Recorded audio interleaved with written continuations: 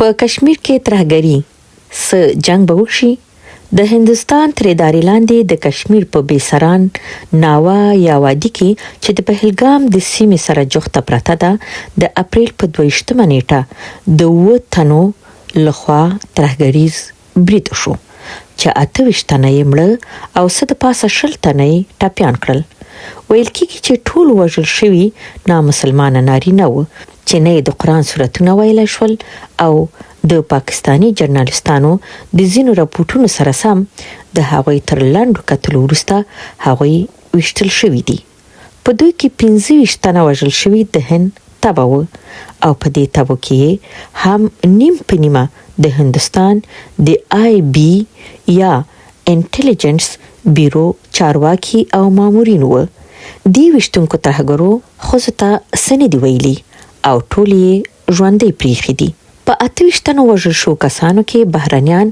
او یو ځایي کشمیری هم وو. په بهرنیانو کې یو تن د نیپال وو او بلې د متحده عرب اماراتونو ورغلی سیلانی وو او دریم مړی هم د هغه هندي کشمیری مسلمانو چې ترهګري بریتا نه پریخدل. دی ورسره ونخت او د ډزو ټوپکې ورلونی وي چې نور په عامو سیلانانو ډزي ونه کړي خو ترهګرو د هم ویشت او مړ کړو. لبلې خوا د دې برید سره یوازې تر پرونه پورې د هندستان 10,000 سیلانیان هم د کشمیر وتلی دي او څرګنده ده چې وځي به ځکه چې د کشمیر لیدل د سر د سلامتۍ په بدل کې داسې سودا ده چې هیڅوک ورته نه دي چمتو. د ترهګرو په هکله دا هم ویل کېږي چې دا 2 تنه ترهګر د ټي آر اف یا د مقاومت د محاذ یانې د ریسیسټنټ فرانت غړي وو او هند دا هم ګڼلي چې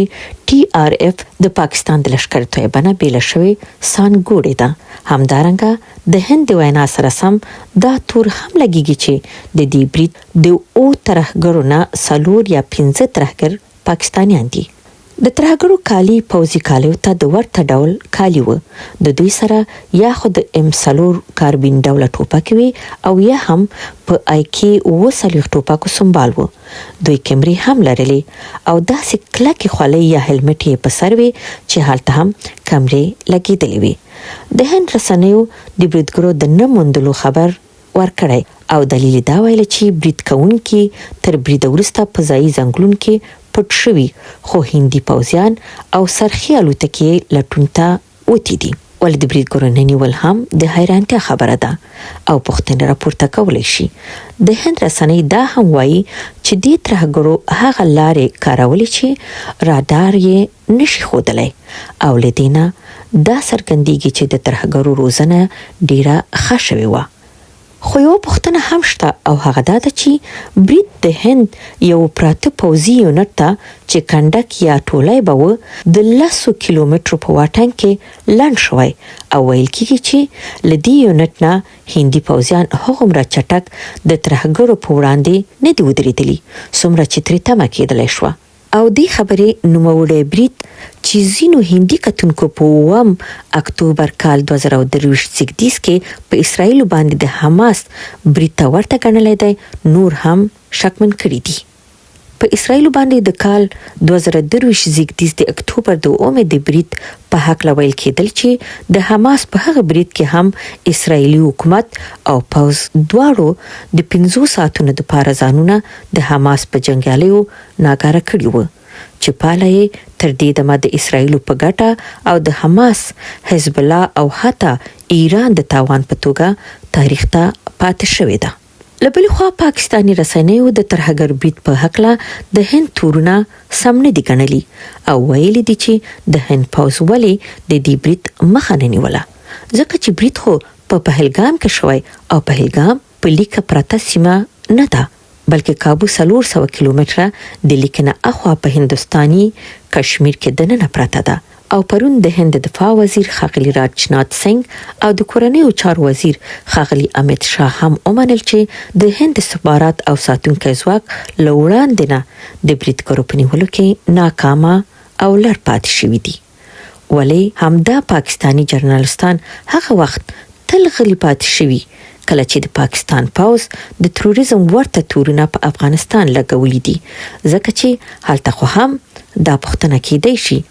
چې څنګه د افغان حکومت د پاکستان سره د لګیدلې لیکې نه په سلګونو میله اخوا د پاکستانی طالبانو په ترهګرو عملیاتو باندې د پاکستانی پوز او حکومت لخوا تورن وګڼل شي، ځکه چې پاکستانی پوز خو د افغانستان پاکستان ته ور اوختي ترهګر نیولای شول، نو ولې نه دی نیولي؟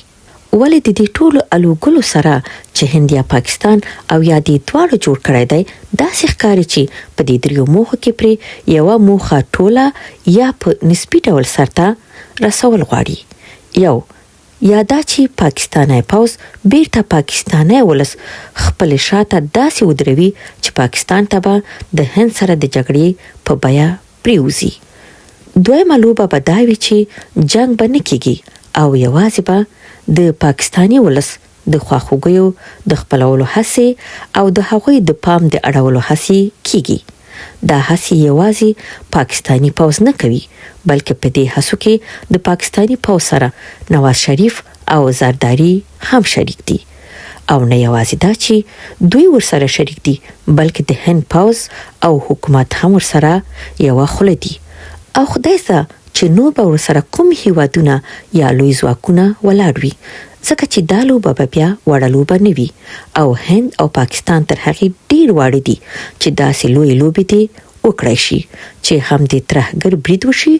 او هم د دا برید تر امریکې، پوټین، بریتانیې، جاپان، استرالیا او نیوزیلند پورې وغندل شي. خو درېیمه خبره هم شته او ډیره لرې هم نه ده، او هغه دا ده چې د پاکستانی پوز بایلل وقار به هم وساتل شي او عمران خان به هم راخوش شي، او که داسې وشل نو بیا خو به هند او پاکستان ته کوم لوی باندینی هیواد دا خبره کړې وي، تر څو د پاکستان دننه عمران خان هم خوش شي او هم تر خوش کېدو وروسته هغه د پاکستانی پوز تر شا ودرېږي، ځکه چې د پاکستانی پوز شاته ودرېدل به په هغه حالاتو کې د هر پاکستانی لپاره یو ملي دنده او واجبه وي، او بیا خو کېدای شي چې تر نادرو ځمکنیو توکو او قانونو پورې یا د ریئر ایلیمنټس تر قانونو او درنګونو پورې هم خبره ولاړه شي، او په دې ډول د نادرو توکو د قانونو سودا به هم وشي، او دا سودا به د پاکستان او خیبر پختونخوا د پارلمانونو د لارې وشي. دا سودا که څه هم تر دې دمه ایساره شوې ده، او که داسې وشول نو هم به عمران خان را خوشي شوی وي، هم به په پاکستانی پوز نیوکې بندي شوي، هم به جنگ نه وي شوی، او هم به لوی ځواک د نادرو ځمکنیو توکو سودا کړې وي، او کېدای شي داسې وکړي چې په سودا کې به ایالتي یا صوبایي سلنه او برخه ډیره کړي، تر څو پورې چې هم مار مړ شي او هم امسا او لکړه ماته نشي. خو دوه پوښتنې به لکه د سولو یا سوځېدلو دوه ټپونه چې په ګرانه جوړیږي همداسې عمران خان ته سر راپورته کوي، او د ممکنه معاملې په ترڅ کې به د هغه څرګند دریځ پوښتي، یوه دا چې عمران خان اوسنی حکومت پایېدلو ته پرېږدي، او کنه د هغه د خوښې سره سم به بیا بې پرې او د پوز له لاسوهنې پرته ټولټاکنې کیږي، او بله دا چې جنرال عاصم منیر به د لوی درستیز د مقام په توګه د خپل کار او خدمت 3 کلنه غځول شوې موده د شوې سودا په پایله کې تر 2028 زیږدیز کاله وساتي، او کوبه